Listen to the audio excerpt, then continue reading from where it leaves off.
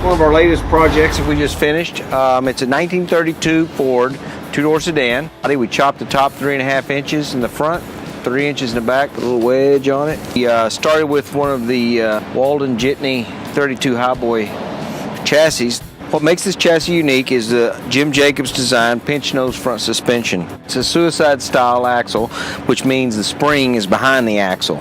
We use a stock 32 Ford axle. We have our own front shock mounts, upper shock mounts. We make our own bat wings, hairpins. We also make the stainless steel ball joint designed after the early Ford ball joints, except this is 11/16 thread, so you can retrofit them to what you already have. The suspension on this thing is ultra smooth. Under the hood, there'll be a small block Chevy. There are small block Chevy mounts in here. This is also utilizing our hood hold down kit, which is this rail that comes from the back of the grill shell all the way to the cowl.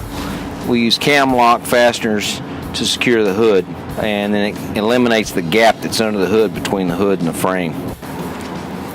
The hood on this car is a 25 hood root leaf hood.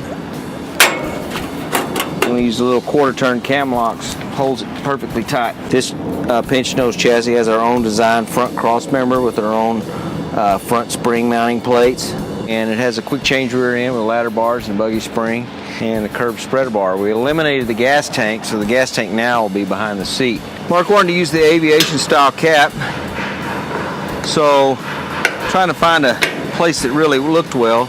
I wanted it to blend into the body like it would have been stamped into the body. I made a mold of the body, and at one point this all bolted to the body. And as you can see, it became my hammer form. This is the inside of the body, outside of the body. These were bolted together.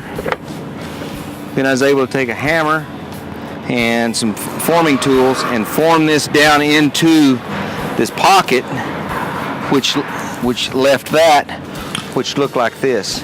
So all of that metal that's here is original. This wasn't cut and a piece added in. It's the original metal, just stretched over this hammer form. And all the wood panels, did the recess on the firewall, and used our floorboard extensions to raise the floor to give us an immense amount of room around the transmission tunnel. This car's going to have a little 5-speed in it, and all the interior of the cars we have powder coated.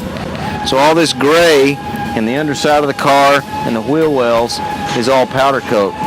So it gets down in all the nooks and crannies, every place you could never get with a gun. We had to replace the A-pillars, which we used UPI A-pillars, and we had to replace the cowl sides, and we used those also from UPI instead of making them.